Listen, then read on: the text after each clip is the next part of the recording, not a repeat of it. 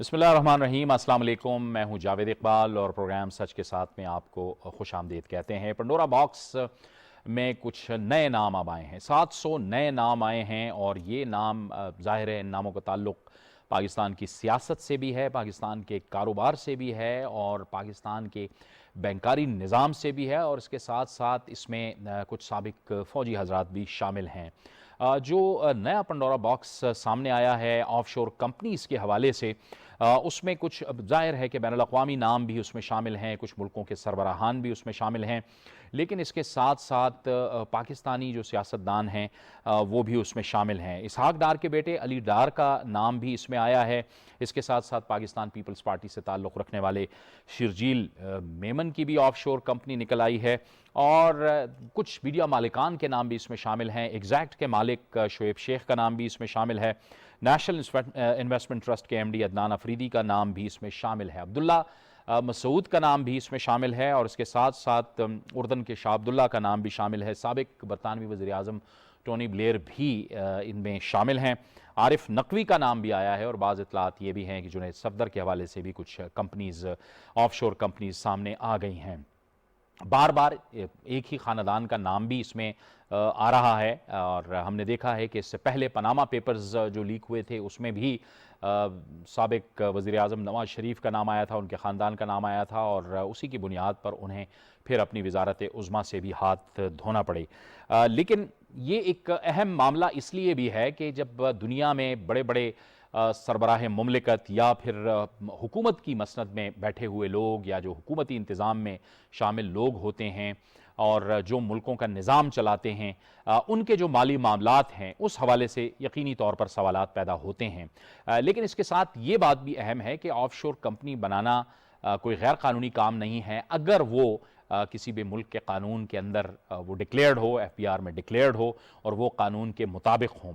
बहरहाल इस नए पंडोरा बॉक्स से पाकिस्तान की सियासत पर क्या असरात होंगे और ये जो सूरत हाल एक बनती चली जा रही है जिसमें हमने देखा कि वज़ीर आज़म इमरान खान ने भी बारहा, जब वो पनामा पेपर्स का मामला था तो उस वक्त भी वो ये आवाज़ उठाते रहे कि मुल्कों के मामलात चलाने में एक ट्रांसपेरेंसी होनी चाहिए और वो आलमी बरादरी से भी अपील करते रहे कि हमेशा से ये होता रहा है कि गरीब ममालिक से दौलत जो है वो मुंतकिल हो जाती है और उसकी जो शक्लें होती हैं वो ऑफशोर कंपनीज की सूरत में सामने आती हैं, क्योंकि टैक्स उस मुल्क के कानून के मुताबिक टैक्स को अवॉइड करना होता है। तो ये जब इर्तिकाज होता है गरीब मुल्कों से दौलत का इन अमीर मुल्कों में, तो इससे भी करप्शन भी फैलती है और इससे जाहिर है कि मुल्कों के निज़ाम में एक इर्तियाश भी पैदा होता है। लिहाजा इन बड़े ममालिक को चाहिए और आलमी बरादरी को चाहिए कि वो ऐसे निज़ाम को मौसर बनाएं जिसमें इस तरह का इर्तिकाज ना हो, गरीब ममालिक से तरक्की याफ्ता ममालिक से दौलत मुंतकिल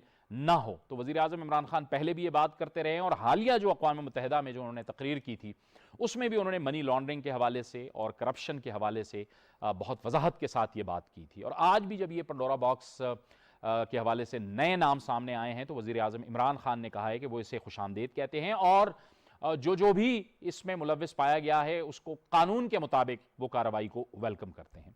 तो क्या सूरत हाल होगी, इसी पर हमारी इस ट्रांसमिशन का और प्रोग्राम का सिलसिला जारी है। हमें इस गुफ्तगू में ज्वाइन कर रहे हैं सीनियर सहाफ़ी और तज्ज़ियाकार स्टूडियोज़ में हमारे साथ मौजूद हैं नसीम सिद्दीकी साहब, आपको खुशामदीद कहते हैं।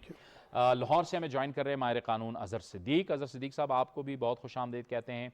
और कराची से हमें ज्वाइन कर रहे हैं माहिर माशियात जनाब शम्सुल इस्लाम खान साहब, आपको भी अपनी इस गुफ्तगू में बहुत खुशामदीद कहते हैं। खान साहब, आपसे शम्सुल इस्लाम साहब आपसे गुफ्तगू का आगाज़ करेंगे। ये जो नए नाम सामने आए हैं तो इस हवाले से आप क्या कहेंगे, और फिर जाहिर है कि वज़ीर आज़म इमरान खान बार बार ये बात करते रहे हैं कि मुल्कों के निज़ाम को चलाने के लिए आपकी एक ट्रांसपेरेंसी होनी चाहिए और इसमें जाहिर है कि जो इंटरनेशनल कम्युनिटी है उसका किरदार बहुत अहम है, क्योंकि ये दौलत इसी तरह से मुल्क से जा रही है और इसका इर्तिकाज और ममालिक में हो रहा है। वो तो इस बात के हमेशा से वकील रहे हैं कि इस सिलसिले को रोका जाए ताकि करप्शन का खात्मा हो।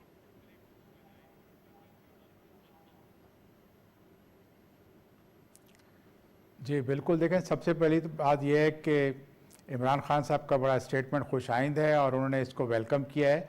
नो डाउट कि आप हमारे जैसे पाकिस्तान जो गरीब ममालिक है, जहाँ पे हमारी इकॉनमी का साइज़ अगर 220 मिलियन की आबादी है तो वो 260-65 के करीब है। तो इसकी मेन वजह यही है कि यहाँ से कमाई हुई दौलत जो है वो गैर मुल्कों में मुंतकिल होती गई है और लोगों ने टैक्स हेवन में वहाँ पर पहुँचाई और उसके बाद यहाँ से टैक्स को एवेट किया।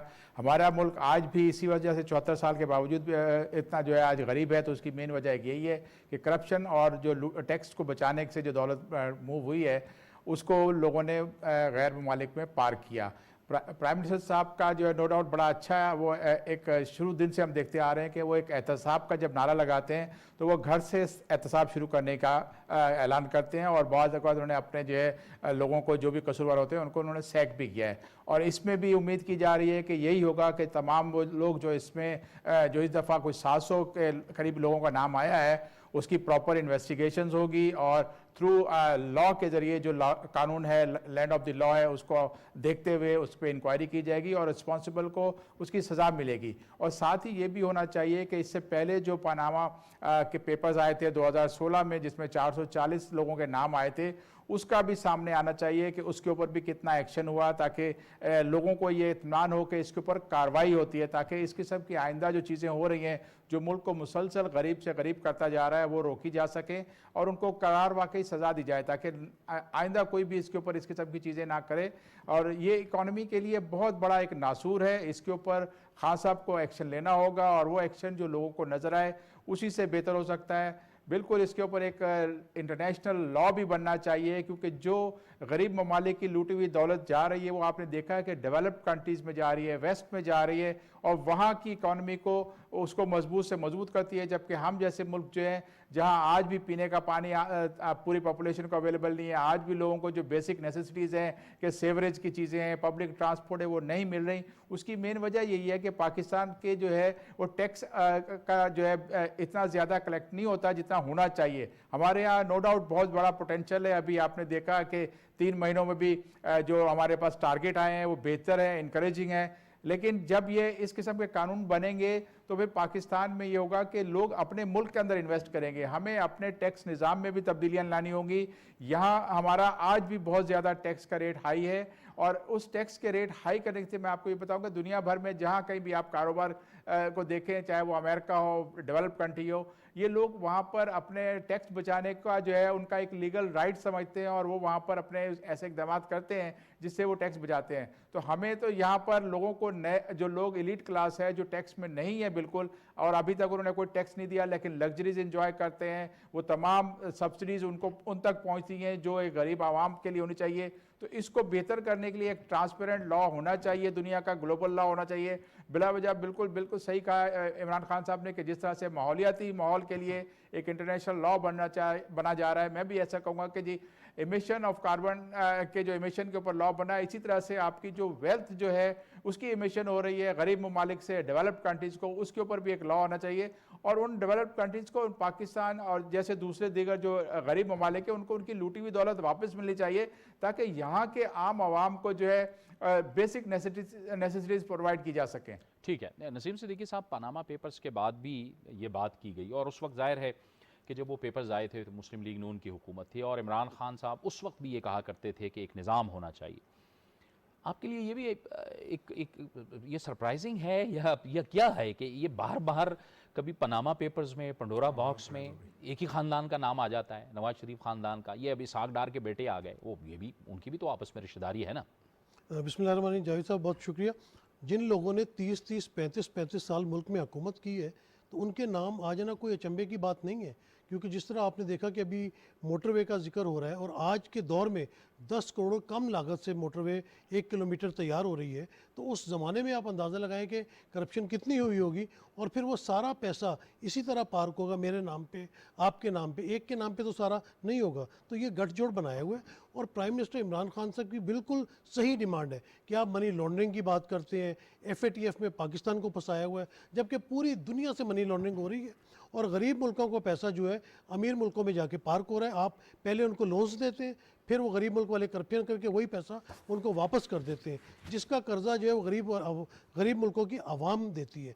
तो अभी भी जिस तरह ये पंडोरा बॉक्स आया, इससे पहले जो पनामा लीक्स भी आया था उसमें भी बेशुमार लोगों के नाम थे, लेकिन कोई भी कैफरे किरदार तक नहीं पहुंचा। अभी भी अगर पंडोरा बॉक्स आया है तो देखना पड़ेगा कि किन लोगों ने टैक्स एवेजन की है। कुछ लोगों के ऐसे नाम भी बीच में आ गए हैं जिन्होंने अपनी कंपनियां डिक्लेयर की हुई हैं। जैसे अलीम खान साहब ने ट्वीट किया है कि उनकी तो ये कंपनी 15 साल से डिक्लेयर्ड है इलेक्शन कमीशन में उनके असासों में। तो ये देखना होगा कि ये सिर्फ बदनामी के लिए चीज़ें तो नहीं की गई है, इसका रिजल्ट कुछ निकलना चाहिए कि जिन लोगों ने गैर ज़रूरी तौर पर या टैक्स एवेड किया है और मनी लॉन्ड्रिंग की है उनके खिलाफ केसेस चलने चाहिए। लेकिन केसेस कैसे चलने चाहिए, सबूत तो पूरे हो नहीं पाते। आप देखें कि नैब में भी जो केसेस चल रहे हैं, हमारे पास जो पाकिस्तान के अंदर जराइम हुए हैं, फाइनेंशियल क्राइम्स, जो टीटियाँ लगी हैं, जो फेक अकाउंट्स खोले गए हैं, उनके ही जो अपना फैसले हैं वो किसी अंजाम को नहीं पहुंच रहे। तो अभी पंडोरा बॉक्स में देखना पड़ेगा कि किसका किसका नाम आया है। पहले तो ये देखना होगा कि किसने अपने एसेट्स डिक्लेयर किए गए, उसको तो मीडिया ट्रायल उसका नहीं होना चाहिए, उनके नाम क्लियर होने चाहिए। फिर जिन लोगों ने वहाँ पे अपने पैसे पार्क किए हुए और यहाँ पे इनकम टैक्स गोशवारों में वो चीज़ें साबित उन्होंने जमा नहीं कराई, तो उनके खिलाफ पाकिस्तान की अदालतों के अंदर भी जो है वो केसेस चलने चाहिए। और ये ICIJ की जिम्मेदारी बनती है कि अगर कोई मुल्क इस किस्म का केस करता है तो उनको वो डॉक्यूमेंट्स प्रोवाइड करें जो उन्होंने ये सारी तहकीक के दौरान लिए हैं। तो मेरे ख्याल से ये बड़ा खुशाइंद काम है और प्राइम मिनिस्टर इमरान खान साहब की बात को बहुत तकवीत मिलती है, जिन्होंने कहा है कि जी गरीब मुल्क का जो पैसा बाहर पार्क हुआ उसे एक तो वापस भी करें और जो किरदार उसमें शामिल है उनके खिलाफ इंक्वायरी होनी चाहिए। ठीक है, अजहर सिद्दीक साहब, आपके ख्याल में क्या इस तरह की कार्रवाइयाँ हो सकती हैं? क्योंकि हमने देखा है कि पनामा पेपर्स में और भी बड़े नाम थे, उसके बाद उनका पता नहीं चला, लेकिन अब ये 700 नाम मजीद आ गए। एक तो इस बात की ज़रूरत बहरहाल बार बार इस बात की ज़रूरत महसूस की जा रही है, बार बार ये जो ये पेपर्स लीक हो रहे हैं कि निज़ाम ऐसा चाहिए कि जिसमें एक रोकथाम भी हो।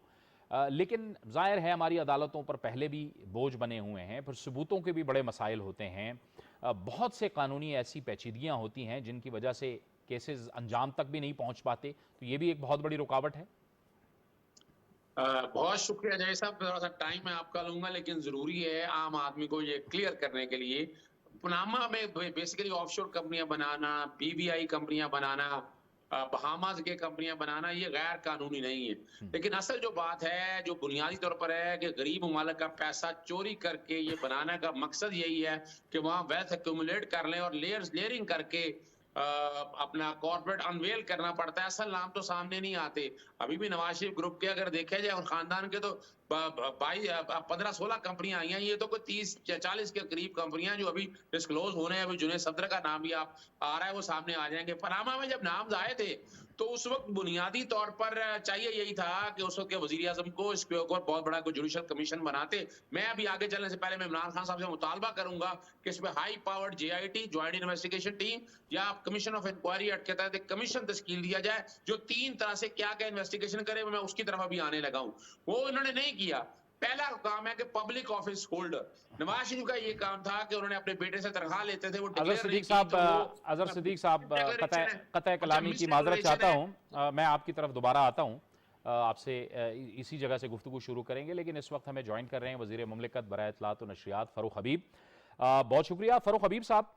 वज़ीर आज़म इमरान खान ने ट्वीट किया है ये जो पंडोरा लीक्स आई हैं उसके हवाले से कि कानून के मुताबिक बहरहाल कार्रवाई की जाएगी। ज़ाहिर है इसमें कुछ हुकूमती वज़रा के नाम भी हैं। ये बात आपके लिए और हम सब के लिए इत्मीनान बख्श है कि वज़ीर आज़म इमरान खान जो कि पहले भी पनामा पेपर्स में जब वो हुकूमत में नहीं थे तब भी वो कानून के हवाले से बात करते थे और अभी भी अक़वाम मुत्तहिदा ने इन्होंने इसी हवाले से बात की कि गरीब मुल्कों से दौलत अमीर मुल्कों में जाती है, वहाँ पे मुर्तकिज़ हो जाती है और इसी वजह से मुल्क तरक्की नहीं करते। देखिए, मैं समझता हूँ कि सबसे पहले तो आज ICIJ ने भी ये कंफर्म कर दिया कि वज़ीर आज़म इमरान खान साहब का पेंडोरा लीक के अंदर कोई नाम नहीं है। कल से जो है वो अपोजिशन उल्टी कलाबाजियां खा रही थी कि किसी तरीके से इमरान खान साहब का नाम जो है ऑफशोर कंपनियों के साथ पेंडोरा लीक के अंदर जोड़ा जाए। लेकिन मैं समझता हूँ कि वज़ीर आज़म साहब एक बार फिर सरखरू हुए और इसी के साथ साथ अगर आप देखें तो वज़ीर आज़म साहब ने ना सिर्फ इन तहकीकात को खुशाइन कहा है, क्योंकि वो खुद इसके ऊपर बात करते रहे हैं। अक़वाम मुत्तहिदा की दोनों मुसलसल इजलासों में उन्होंने इस मामले को उठाया और UNGA का अपना फैक्ट आए पैनल है जिसकी रिपोर्ट है कि गरीब ममालिक का, तरक्की पजीर ममालिक का $7 ट्रिलियन जो है वो तरक्की याफ्ता मुल्कों के अंदर जो है वो पड़ा हुआ है। मनी लॉन्डर होके लोगों का जो चोरी किया हुआ पैसा है वहाँ पर है।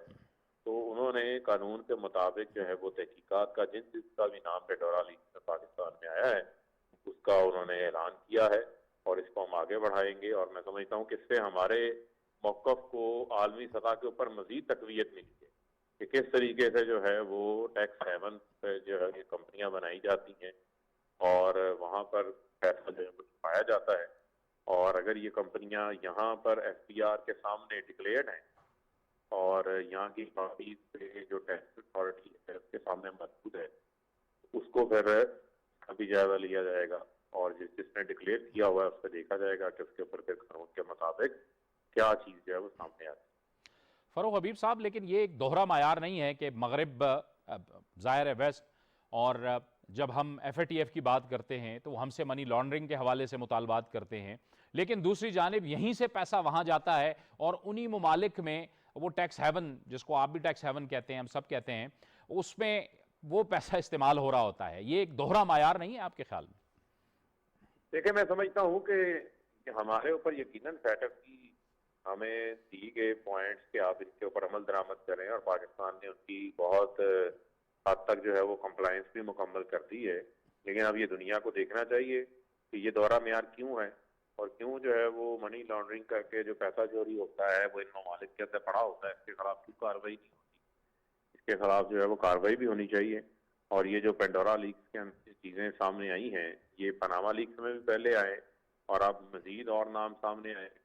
तो मैं समझता हूँ कि इसके ऊपर भी जो है वो अब दुनिया को पेशकदमी करनी चाहिए और इनका अहाता करना चाहिए ताकि इसका रोकथाम हो सके। नवाज शरीफ और उनके ज़ाहिर है उनसे मुंसलिक या उनकी रिश्तेदारी में इसहाक डार और फिर उनके बेटे, उनका नाम बार बार एक ही ख़ानदान का नाम आता है। कितनी को दौलत इंसान कमाएगा फ़ारूक साहब कि उसका पेट भरेगा और उसकी वो हवस ख़त्म होगी? देखें, बात यह है कि जो शरीफ खानदान है ये हर लीक्स के अंदर इनका नाम आ जाता है, चाहे वो पनामा लीक्स हो, चाहे वो पेंडोरा लीक्स हो, चाहे वो वीडियो लीक हो, किसी न किसी जगह के ऊपर इनका नाम जो है वो आ जाता है। और आप देखें कि अब अली डार का भी नाम सामने आया और अब अली डार जो है वो नवाज शरीफ के दामाद भी हैं और इसहाक डार के साहबजादे हैं और इसहाक डार और नवाज शरीफ के अंदर किसी किस्म का कोई फर्क नहीं है और वो भी मुल्क से फरार हो गए, नवाज शरीफ भी मुल्क से फरार हो गए, सब बाहर बैठे हुए हैं। वहाँ इन्होंने ऑफशोर कंपनीज बना रखी हैं और किस तरीके से जो पाकिस्तान का जो पैसा है उसको इन्होंने बाहर इन ऑफशोर कंपनीज के जरिए से छुपा के रखा हुआ है। और अभी जो है वो मरियम सफदर के जो साहबजादे जिन्होंने एक दिन भी कभी कोई कारोबार ही नहीं किया, उनके नाम के ऊपर भी खबरें आ रही हैं कि 5 कंपनियां जो है उनके नाम के ऊपर भी मौजूद हैं। तो मैं समझता हूँ कि इसके ऊपर शरीफ खानदान का जो बार बार नाम आना तो ये इस चीज़ को साबित करता है कि शरीफ खानदान जो है वो पाकिस्तान के अंदर लूट खसूट में, मनी लॉन्ड्रिंग में, जाली अकाउंट्स में, DTs में और मुल्क के खजाने को नुकसान पहुंचाने के हवाले से जो है वो मुलव्वस है। और इसके खिलाफ जो है वो अब तहकीकात को हम उसके दायराकार को मजीद जो है वो वसी भी करेंगे और इसको मंतकी अंजाम तक पहुँचाएंगे। बहुत बहुत शुक्रिया। फ़ारूक हबीब वज़ीर इत्तलात व नशरियात हमसे गुफ्तगू कर रहे थे और उनका कहना ये था कि कानून के मुताबिक कार्रवाई की जाएगी और तमाम जो मामलात हैं उन्हें मंतकी अंजाम तक पहुँचाने की कोशिश की जाएगी। अज़हर सिद्दीक साहब, आपकी तरफ दोबारा वापस आते हैं। आप फरमा रहे थे कि ज़ाहिर कानून के मुताबिक अगर आपकी ऑफशोर कंपनी डिक्लेयर्ड है तो वो कानूनी लिहाज से कोई मसला नहीं पेश करती। जी, आप अपनी बात जारी रखिए अज़हर सिद्दीक साहब। देखिए, मैं बात यही कर रहा था कि बुनियादी तौर पर यहाँ 3 तरह के केसेस अभी आपके सामने आएंगे। एक केस है मिस डेक्लेरेशन का, ठीक, जैसे नवाज शरीफ ने तनख्वाह अपने बेटे से ली, ऑफशोर कंपनियों में डिक्लेयर नहीं की, वो सादिक और अमीन आर्टिकल 62 के तहत वो डिस्क्वालीफाई हुए। जितने भी पार्लियामेंटेरियन आपके हैं, अभी जैसे अलीम खान साहब का नाम आ रहा है, लेकिन अलीम खान साहब की सारी कंपनियां डिक्लेयर हैं, वो मैंने भी देखी हैं सारी। उन्होंने इनकम टैक्स के अंदर, वेल्थ स्टेटमेंट के अंदर, नॉमिनेशन पेपर के अंदर सारी की सारी डिक्लेयर की हैं। तो ये नहीं, यानी अब ये बड़ा वादे तौर पर है, जब आपने मिस डिक्लेयर किया नहीं, टैक्स पूरा दिया है, तो आप नाअहल नहीं हो सकते हैं। ये कैटेगरी पहली ही है। साथ साथ ये देखना पड़ेगा, जैसे नवाज शरीफ का आया था, ना सिर्फ मिस डिक्लेरेशन थी, बल्कि वो जो प्रॉपर्टीज खरीदी थी ऑफशोर कंपनीज में, उनका मनी ट्रेल नहीं था, पैसे नहीं थे। जब वो पैसे नहीं है तो ये करप्शन, करप्ट प्रैक्टिस का कहलाएगा, और इसमें नैब फिर आएगा, नैब इंटरवीन करेगा। इसके अंदर चाहे सरकारी अफसर आ जाए या पब्लिक ऑफिस होल्डर आ जाए, सरकारी अफसरन के तहत भी नैब इंक्वायरी करेगा, और उनकी आमदन से ज्यादा असासे होंगे तो नैब इसमें इंक्वायरी करके उन्हें बाकायदा, और नवाज शरीफ को यही असासे छुपाने की वजह से फिर बाद में 10 साल की सजा और 7 साल की सजा मरियम नवाज को भी हुई थी, नवाज शरीफ को भी 2 केसों में सजा हो चुकी है। दूसरी कैटेगरी में मैंने आपको सरकारी अफसरान की बता दी है कि वो, और सरकारी अफसरान अगर किसी सियासी के रिश्तेदार हैं तो फिर साथ साथ वो भी फंसेंगे। तीसरी कैटेगरी जो है ना, और वो भी मैं बड़ा वाजे क्लियर कर दूं, आपने देखा कि अपना अलीमा साहिबा का जो इमरान खान साहब की बहन है, उनको बदनाम किया जाता है इस हवाले से कि जनाब उनके खिलाफ काम कोई नहीं हुआ, भाई उनका नाम भी तो आया था। भाई बुनियादी तौर पर वो एक टैक्स गुजार थी। टैक्स गुजार जब अपनी आमदन डिक्लेयर नहीं करता तो वो कंसीलमेंट है, टैक्स अवेजन है। टैक्स अवेजन के हवाले से सुप्रीम कोर्ट के बेंच के सामने जब ये सारे मामले आए तो बाकायदा उन्होंने उसके ऊपर जितना टैक्स बनता था वो टैक्स अदा कर दिया और बात खत्म हो गई। तीसरी कैटेगरी जो है ना आपकी, वो ये आती है कि जिन्होंने कंपनियां बनाई हैं और पाकिस्तान के अंदर वो बाकायदा टैक्स में डिक्लेयर नहीं किए हैं, तो उनके कंसीलमेंट के केसेस बनेंगे और उनकी बाकायदा टैक्स डिक्लेरेशन का चीजें सारी सामने आएंगी और महकमा टैक्स कार्रवाई करेगा। अब ये 3 तरह की कैटेगरी को इकट्ठा करने के लिए, यकजा करने के लिए साबका वजीर आजम नवाज शरीफ ने 2016 से लेकर 2018 जब तक उनकी गवर्नमेंट रही, कोई एक्शन नहीं लिया था, क्योंकि बदनीति पर अमल उनका मबनी था। इमरान खान साहब को मेरी गुजारिश यहां पर है, या मैं अपना एक लीगल माइंड दे देता हूं कि उन्हें फौरी तौर पर या तो एक joint investigation team high powered या under the commission of inquiry act के तहत एक कमीशन तश्कील देना चाहिए, जो इन तीनों एस्पेक्ट को सामने रखकर देखिए। सबसे पहला काम तो है कि इन जितनी कंपनी आई है, इनके जितने आप इनकम टैक्स डिपार्टमेंट के पास, इलेक्शन कमीशन के पास, जहां कहीं भी है, उनके असासे जो है ना वो डिक्लेयर किए जाएं कौम के सामने, ताकि कौम को पता चल सके कि डिक्लेरेशन है या नहीं है। फर्ज करें हर कोई अवॉइड करेगा तो यहाँ पर कॉन्फिडेंशियलिटी क्लास का जिक्र आएगा कि इनकम टैक्स डिपार्टमेंट नहीं चीजें दे सकता, अगर देगा तो लोग अदालतों में चले जाएंगे। तो यहाँ जैसे ही अब JIT अब तश्कील दी जाएगी, JIT में तश्कील देकर JIT ज्यादा तश्कील दी जा सकती है, जो कि 700 के करीब नाम लिए जा रहे हैं। ठीक। तो अगर 100 के हवाले से 7 कमेटियां भी तश्कील देकर 100 केस पकड़ ले तो ठीक है। आपके पास 15 से 20 दिनों के अंदर अंदर जो है ना एक एक चीज सामने आ जाएगी, उसी TOR में तय हो जाएगा। फिर ठीक है। आप कैटेगराइज कर लेंगे कि ये मिस डिक्लेरेशन के केस है, ठीक है। करप्शन प्रैक्टिसेस हाँ, के लेकिन केस है, बहरहाल एक ये है कि केस है। बहरहाल ये वक्त अब ये आ गया है कि हमें बहरहाल एक शफाफ निज़ाम और शफाफियत की जानिब जाना होगा, क्योंकि मुल्कों के जो मामलात हैं वो फिर ऐसे नहीं चलेंगे। हमें इस गुफ्तगू में टेलीफोन लाइन पे ज्वाइन कर रहे हैं वज़ीर मुमलिकत जनाब अली मोहम्मद खान। अली मोहम्मद खान साहब बहुत शुक्रिया। अली मोहम्मद खान साहब, ये हर कुछ अरसे के बाद लीक्स का आ जाना इस बात की ज़रूरत पे जोर दे रहा है कि आपको अपने निज़ाम को साफ और शफाफ बनाना होगा, न सिर्फ मुताल्लिका मुल्क को कि जिसके लोग वहाँ से पैसा निकाल कर ऑफशोर कंपनीज बनाए जा रहे हैं गैर कानूनी तौर पे, बल्कि उन ममालिक में भी जो टैक्स हेवन बने हुए हैं लोगों के लिए। गरीब मुल्कों से पैसा जाता है और वहाँ पे वो ढेर हो जाता है और मामलात फिर मुल्कों के ज़ाहिर है माशी मामलात भी कमज़ोर चलते हैं। जी बिल्कुल, बिस्मिल्लाहिर्रहमानिर्रहीम, अल्लाहुम्मा सल्लि व सल्लिम व बारिक अला सय्यिदिना। बहुत शुक्रिया जवेद साहब, ये बड़ा एक अहम मोड़ दोबारा पाकिस्तान की सियासत में आया है।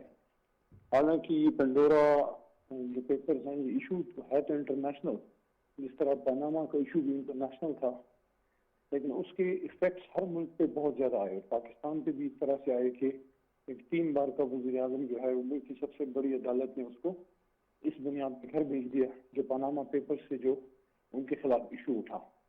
तो अब ये जो दोबारा आया है तो इसमें एक चीज तो बड़ी क्लियर है कि जो वो एक इशू था मनी लॉन्ड्रिंग का, जिसपे वज़ीर आज़म इमरान खान साहब ने अक़वाम मुत्तहिदा की स्पीच में भी दुनिया को उसकी तरफ आगाह किया कि एक इशू है जो दुनिया में थर्ड वर्ल्ड कंट्रीज जो हैं उनकी तबाही की एक वजह, बहुत बड़ी वजह। अब इसमें जिन लोगों के नाम आए हैं, पहले तो हमने ये देखना है कि क्या ऑफशोर कंपनी बजाते खुद बनाना इलीगल है, तो शायद वो बजाते खुद ऑफशोर कंपनी बनाना इलीगल ना हो, लेकिन फिर ये चीज देखना होती है कि जिसने बनाई है ऑफशोर कंपनी, अगर वो सियासतदान है तो क्या उसने उसको डिक्लेयर किया? और दूसरा उसमें अहम चीज ये है कि अगर डिक्लेयर किया है तो उसमें जो उन्होंने सोर्स ऑफ इनकम शो की है, तो जो ऑफशोर कंपनी में जो उनकी वहां पे एसेट्स हैं, तो क्या वो आपस में टैली करते हैं? अब इसमें सियासतदान और दूसरे लोग भी आ जाएंगे। तो अगर तो किसी ने उसको अपने एसेट्स में पहले से बताया है और उसके पास वैलिड मनी ट्रेल है उन असासों का जो उसने पाकिस्तान से बाहर बनाए हैं, तो फिर तो बात उसकी बन जाएगी। लेकिन अगर ये दो तीन चीजें टैली नहीं करती, कि एक अगर बताया ना हो या अगर बताया है तो वहां पे जो एसेट्स हैं वो उनकी इनकम से टैली नहीं करती, तो फिर तीसरा उसमें फिर ये आ जाएगा उनके खिलाफ फिर कार्रवाई जो है वो किस तरह से की जाएगी। मेरे ख्याल में वो तो बड़ा क्लियर कट केस हो जाएगा कि अगर किसी की ऑफशोर कंपनी उसने बताई ही नहीं है और वो निकल आती है तो वो तो बिल्कुल ही लाइक ब्रॉड रॉबरी। लेकिन अगर उसने बताई है और उसमें सिर्फ कोई चक्करबाजी की है और असल एसेट्स चोरी नहीं किए, तो ये दूसरा फिर एक लूप होल होगा। और तीसरा जो सबसे खतरनाक लूप होल है वो ये है कि आपने ऑफशोर कंपनी डिक्लेयर की है और वहाँ उसके जो एसेट्स हैं वो भी वही हैं जो आपने यहाँ बताए हैं, लेकिन फिर वो मनी ट्रेल मैच नहीं करती। कि फॉर एग्जांपल आपने बताया है कि भाई कि अली मोहम्मद का कोई ऑफशोर अकाउंट है, ठीक हो गया जी, बाहर उसमें आपने बताया है कि मेरे वहाँ पे कोई 10 अरब डॉलर के कोई पत्नी क्या है, तो अब ये पूछना होगा कि भाई वो तो ठीक है आपने बता दिया, लेकिन वो बनाया आपने कैसे? तो वो फिर उनके जो आपके जो टैक्स ट्रांजैक्शन हैं, और ये भी देखना होगा कि वो मनी जो बाहर गई है, this is one of the most important, कि क्या वो बैंकिंग चैनल से आपने भेजी है या आपने किसी और तरीके से। तो ये चीजें तो ऐसी हैं जिसपे हुकूमत बड़ी सख्ती से आएगी। और खान साहब ने, वज़ीर आज़म साहब ने इस पे कुछ अभी थोड़ी देर पहले कुछ बयानात भी उनके आए हैं ट्विटर के जो सोशल मीडिया अकाउंट है वहाँ पे जी। और साथ में ये इंडिया दिया है कि इस पर सख्त एक्शन भी लिया जाएगा। तो उसमें कुछ वज़राए कराम के भी नाम है, कुछ और भी लोगों के नाम है, बिजनेस कम्युनिटी से भी हैं, मिलिट्री एस्टेब्लिशमेंट से भी हैं। मैं समझता हूँ ये वो वक्त है, यहाँ पे हमने फैसला करना है कि हमने इस मुल्क को ठीक करना है या उसी तरह चलने देना है। तो सबको अपना अपना खाता जो है वो क्लियर करना पड़ेगा। हुकूमत तो किसी के साथ जो है वो रियायत इसमें नहीं करेगी। हाँ, अगर कोई क्लियर होता है तो गैर जरूरी किसी का नाम भी कोई बदनाम जो है वो नहीं करना चाहिए। लेकिन we are very clear on this कि हुकूमत इंशाल्लाह इस चीज़ को जो है मंतकी अंजाम तक पहुँचाएगी। और इसमें कुछ ऐसे भी लोगों के नाम आए हैं जो बड़ा अजीब सा है कि जैसे मोहतरम मियां नवाज शरीफ साहब के जो नवासे हैं, तो वो तो बिल्कुल यंग आदमी हैं और उनके कोई सुना है कि 4-5 उनके ऑफशोर अकाउंट्स हैं। तो एक शख्स जिसने बिजनेस ही नहीं किया और जिसका कोई कारोबार नहीं है, उसका किस तरह से ये जो है सारा बन गया। ये वो चीज़ें जब इमरान खान साहब इन चीज़ों को रेज करते हैं तो फिर लोग बुरा मानते हैं। ठीक है, बहुत बहुत शुक्रिया अली मोहम्मद खान साहब। शमसुल इस्लाम खान साहब, बहरहाल ये जो बार बार लीक्स आ रहे हैं, इससे उन ममालिक पे भी आपके ख्याल में कुछ दबाव बढ़ सकता है कि जो ममालिक टैक्स हेवन्स बने हुए हैं?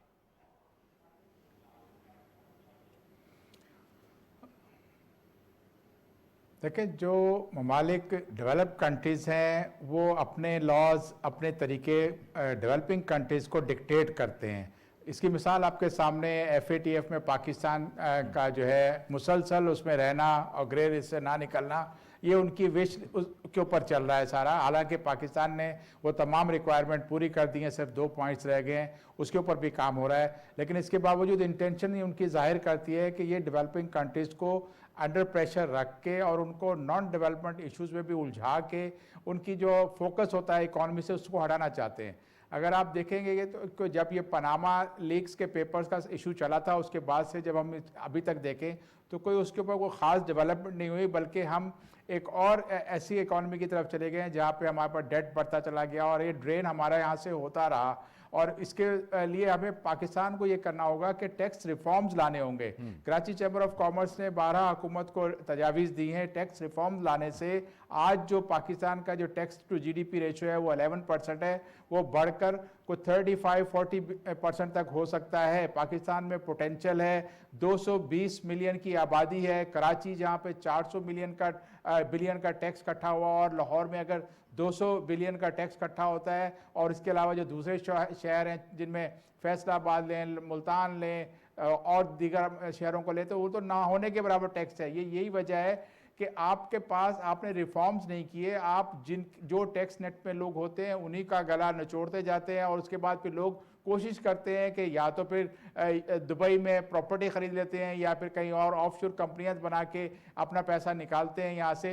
नो डाउट कि जो इलीगल जो मनी जो वेल्थ अर्न की जाती है करप्शन से, उसके ऊपर तो घेरा तंग करना चाहिए, लेकिन जो टैक्स पेयर्स हैं उनको भी फैसिलिटेट किया जाए ताकि वो ज़्यादा से ज़्यादा इन्वेस्टमेंट लाएँ। अनफॉर्चुनेटली पाकिस्तान जो है आज भी इन्वेस्टमेंट टू जीडीपी जो है वो बहुत कम है, जिसकी वजह से हमारे जो मसाइल हल नहीं हो पा रहे। हमारे यहाँ एक तरफ जो है टैक्स का ज़्यादा परसेंटेज वसूल की जाती है और दूसरी तरफ जो है उन एलीट क्लासेस को जो है वो अपने मौके पूरे मिलते हैं, वो अपने बाहर जाके लूट खसूट का पैसा जो है वो इन्वेस्ट करते हैं और उन डेवलप्ड कंट्रीज़ की इकोनॉमी को मजबूत से मजबूत तर बना रहे हैं। वहाँ की अगर आप पॉपुलेशन ले, वहाँ की अगर आप देखेंगे लोग कितनी मेहनत करते हैं तो आपको नज़र नहीं आएगा। ज़्यादातर लोग सोशल सिक्योरिटी पे चल रहे होते हैं और ये वो जो फैसिलिटीज़ जो हेल्थ की फैसिलिटीज़ का बेहतर से बेहतर अगर डेवलप कंट्रीज ऑफर कर रही हैं तो उसमें हम पुअर लोगों का जो पैसा यहाँ से गया उसका भी किरदार है। वो पैसा हमें यहाँ रखना होगा, हमें ऐसे रिफॉर्म्स लाने होंगे ताकि यहाँ ज़्यादा से ज़्यादा इन्वेस्टमेंट हो और यहाँ पर करप्शन के रास्ते बंद करने पड़ेंगे। ये हमें एक ऐसा निज़ाम मुतारफ़ करना होगा। सिंगापुर ने जो है अगर आप देखें लोकपाल का एक लॉ लेकर आए थे और उसके बाद फिर उन्होंने जो क्रैक डाउन किया तो वहाँ पर अब करप्शन नाम की कोई चीज़ नहीं रह गई। वहाँ उनकी इकॉनमी छोटी सी इकॉनमी है जो 5.5 मिलियन से भी कम की आबादी है, लेकिन उसके बावजूद उनकी जीडीपी देखें आप, बहुत बड़ी जीडीपी हो गई। उनका एक्सपोर्ट्स इंटरनेशनल ट्रेड जो है वो देखें तो आपको कोई 800-900 अरब डॉलर तक पहुंच गई है। इसकी वजह यह है कि वहाँ पर ट्रांसपेरेंट निज़ाम रखा हुआ है। हुकूमत को अपना जो एहतसाब का नारा है उसको आगे लेके चलना होगा, उसको ट्रांसपेरेंट रखना होगा। मनी लॉन्ड्रिंग जो होती है उसके जो भी रास्ते हैं उसको बंद करने होंगे। अब हम ऑर्थोडॉक्स लॉ के में रहते हुए आज की मॉडर्न दुनिया में आप जहाँ एक क्लिक के ऊपर आपके पैसे ट्रांसफ़र हो जाते हैं वहाँ हम सर्वाइव नहीं कर सकते। हमें एक नया कानून बनाना होगा।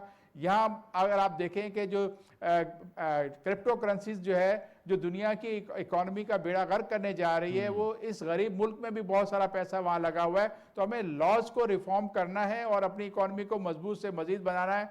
हमारे वज़ीर आज़म साहब के ऐलानात हमने देखे, अब हमको जो ये एक तसल्ली सी लगती है कि अब आगे कुछ काम होगा, क्योंकि अगर हमने इसके बावजूद कोई काम नहीं किया तो फिर ये मुल्क जो है कभी भी तरक्की याफ्ता ममालिक के सफ़ में शामिल नहीं हो सकता। ठीक है, ये हुकूमत के पास मैंडेट भी है रिफॉर्म्स के हवाले से और हुकूमत कर भी रही है, लेकिन बहरहाल हमें अपने निज़ाम को तो बहुत एक महफूज निज़ाम बनाना होगा ना, और वो रिफॉर्म्स हम कर सकते हैं जो हुकूमत को करने चाहिए। नसीम सिद्दीकी साहब, देखिए जावेद साहब, मैंने रिफॉर्म्स में देखा एक दो चीज़ें बहुत अच्छी हुई हैं। आपने देखा कि हमारी जो बाहर से रेमिटेंसेस आ रही हैं वो इमरान खान साहब के दौर में बहुत बढ़ गई हैं, क्योंकि उनको बैंकिंग चैनल भी दिया गया है और फैसिलिटीज़ भी दी गई हैं। उसके अलावा आपने देखा कि FBR की भी जो कलेक्शन है वो हर साल इंक्रीज़ होती जा रही है। अभी आपने देखा कि ट्रैक एंड ट्रेस सिस्टम आया है जिसमें प्राइम मिनिस्टर इमरान खान साहब का बहुत ज़्यादा इंटरेस्ट था। तो ट्रैक एंड ट्रेस सिस्टम के ज़रिए भी जो टैक्स पे नहीं किया जाता था वो टैक्स भी मिलना शुरू हो जाएगा, यानी कि टैक्स की चोरी ख़त्म हो जाएगी। क्योंकि जो हुकूमत वक्त होती है उसका कोई कारोबार तो नहीं होता, उसने तो टैक्स कलेक्शन करके ही आवाम को सब्सिडी या फैसिलिटीज़ देनी होगी। एक तो इनको मज़ीद टैक्स के निज़ाम को बेहतर करना है। अच्छा, दूसरा ये जो पंडोरा बक्स है ना, इसमें 2-3 चीज़ें हैं। जैसे मैं देख रहा था कि उन्होंने लिखा जी फ़लाँ रिटायर्ड साहब की बहन का है, तो देखें अगर एक फैमिली के अंदर 4-5 लोग हैं, 4-5 बहन भाई हैं, एक कोई सर्विसेज में चला गया, एक कोई बिज़नेस कर रहा है और उनकी लेजिटिमेट मनी है, तो ये सिर्फ बदनामी नहीं होनी चाहिए कि जी उनकी बहन ने, उनके भाई ने, उनकी वाइफ ने। इसको स्क्रूटनाइजेशन करना पड़ेगा कि जो भी मनी ट्रेल है वो दी जाए, और आपने ये बिज़नेस किस तरह किया, क्या आपने उसको FBR में शो किया हुआ है, या जो भी आपकी मनी ट्रेल थी आपका पैसे कहाँ से आए।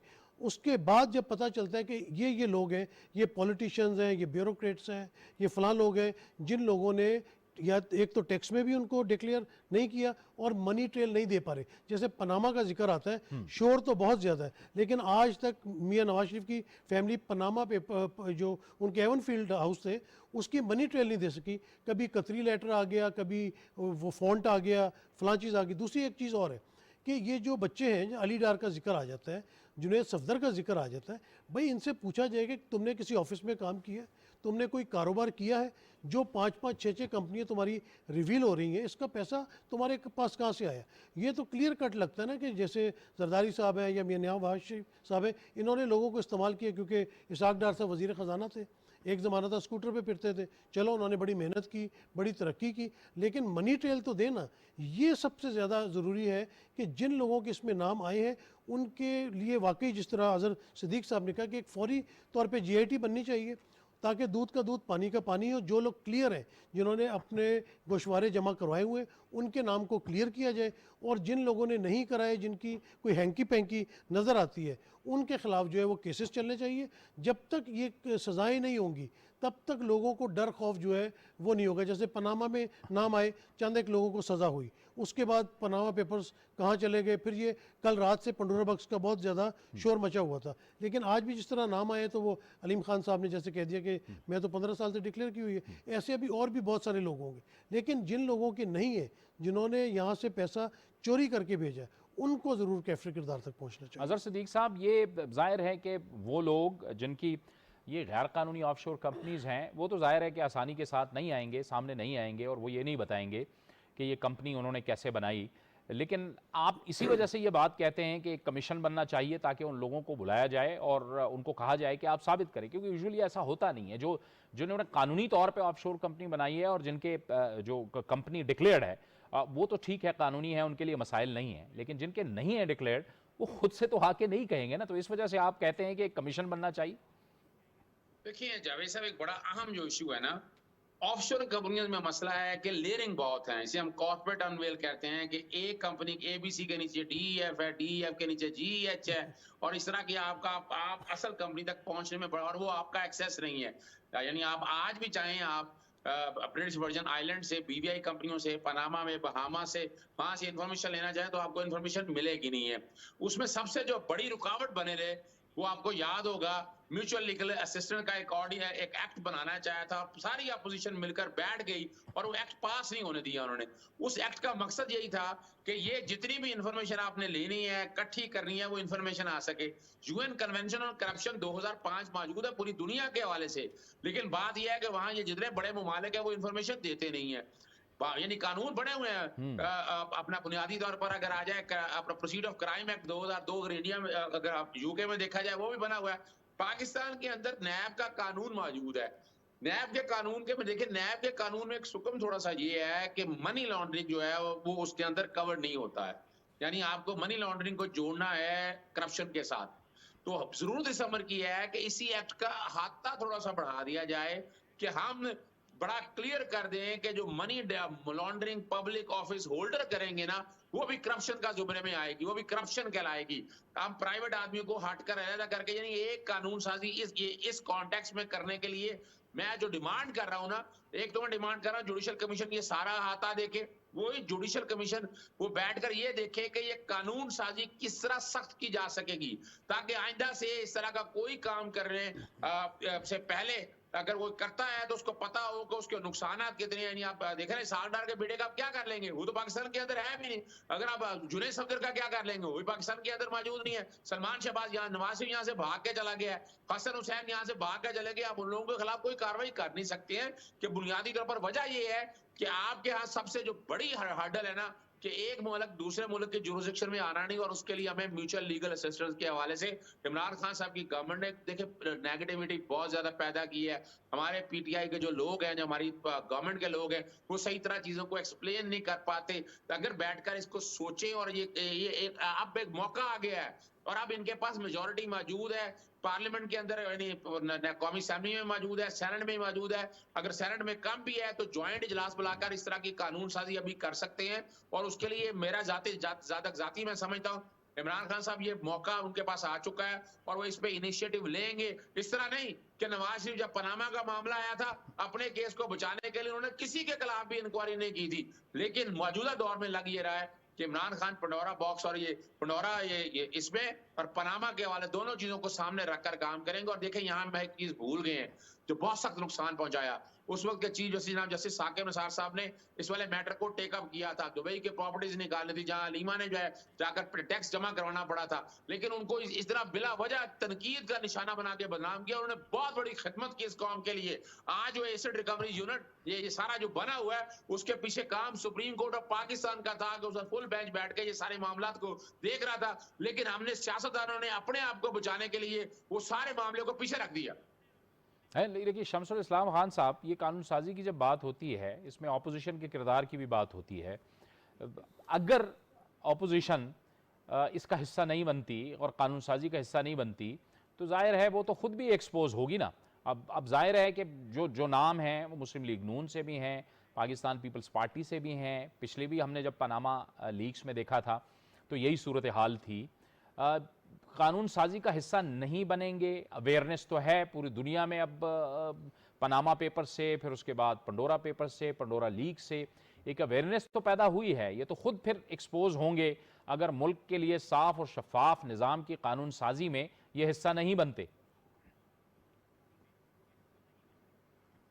जी देखिए, सबसे बेहतर तरीका तो यही होता है, प्रूडेंट वे तो यही होता है कि पार्लियामेंट में बैठ के कानून साजी की जाए और दोनों जमातों को, रूलिंग जमात को भी और अपोजिशन जमातों को भी साथ मिल के बैठ के कानून बनाना चाहिए, ताकि मुल्क में कानून साजी जो है जिसके लिए वो इलेक्ट होकर पार्लियामेंट में आते हैं वो काम अपना पूरा करें। लेकिन अनफॉर्चुनेटली हमने देखा है कि अभी तक जो है जहाँ पर इसको अपोजिशन को इकट्ठा होना चाहिए, एक पॉइंट पे हुकूमत का साथ देना चाहिए, वहाँ वो मुसलसल उससे फरार का रास्ता इख्तियार करती है। और यही वजह है कि इससे आपके मुल्क में कवानीन जो है कानून साजी नहीं हो रही और आप जो है बहुत सारी चीज़ों पे आप आज भी ऑर्थोडॉक्स लॉ को जो है वो देख रहे हैं।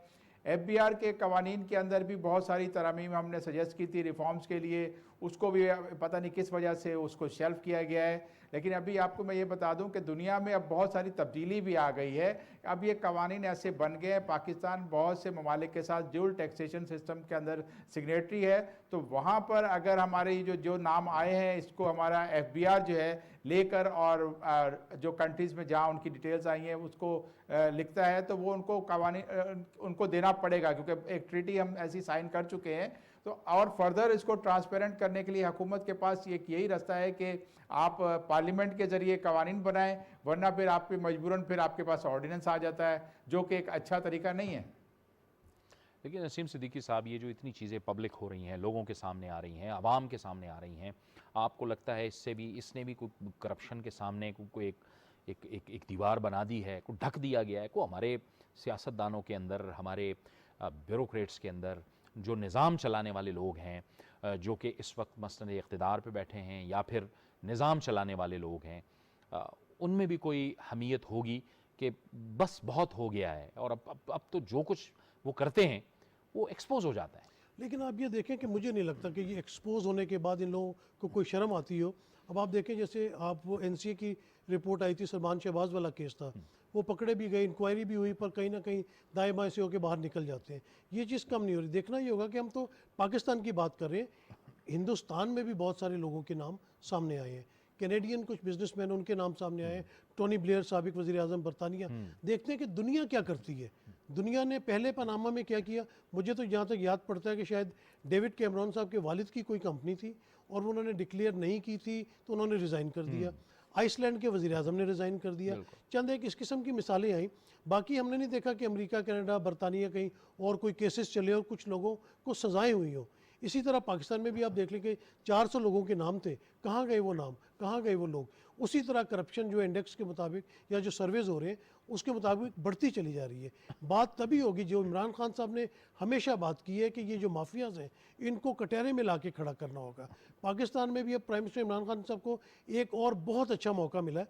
जिस तरह वो टैक्स रेवेन्यू कलेक्ट करने में बहुत अच्छे काम कर रहे हैं, उनके विजन के मुताबिक अब आप देखें कि बहुत ज़्यादा पैसा इकट्ठा हो रहा है। अगर अब जैसे उनकी हुकूमत है, जैसे पहले मेरे साथियों ने कहा कि अपना पनामा के ज़माने में नून लीग की हुकूमत थी, कोई एक्शन नहीं लिया गया, तो अभी अगर इमरान खान साहब कोई एक्शन लेते हैं, कोई बाकी जुडिशरी भी एक्शन लेती, ये सिर्फ इमरान खान साहब का काम नहीं है, ये मुल्क जो है ये तमाम लोगों का है। जुडिशरी भी इसके ऊपर एक्शन लेती है और लोगों को जब तक आप सज़ाएँ नहीं देंगी, उनके केसेस नहीं चलेंगे, जब तक कोई क्या कहते हैं कि एक नहीं बनेगी, मिसाल नहीं बनेगी जब तक लोग, जो आपने सवाल किया था, जब तक लोग जो है वो कोई इससे सबक नहीं सीखेंगे। बहुत बहुत शुक्रिया नसीम सिद्दीकी साहब, अजहर सिद्दीक साहब, आपने हमें लाहौर से ज्वाइन किया। शमसुल इस्लाम खान साहब, आप कराची से हमारे साथ थे, बहुत बहुत शुक्रिया आपका।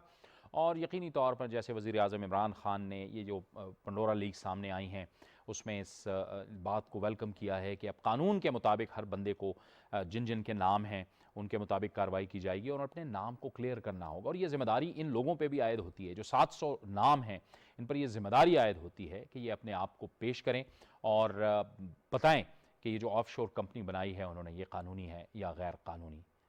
प्रोग्राम सच के साथ से जावेद इकबाल को इजाज़त दीजिए। अल्लाह हाफ़िज़।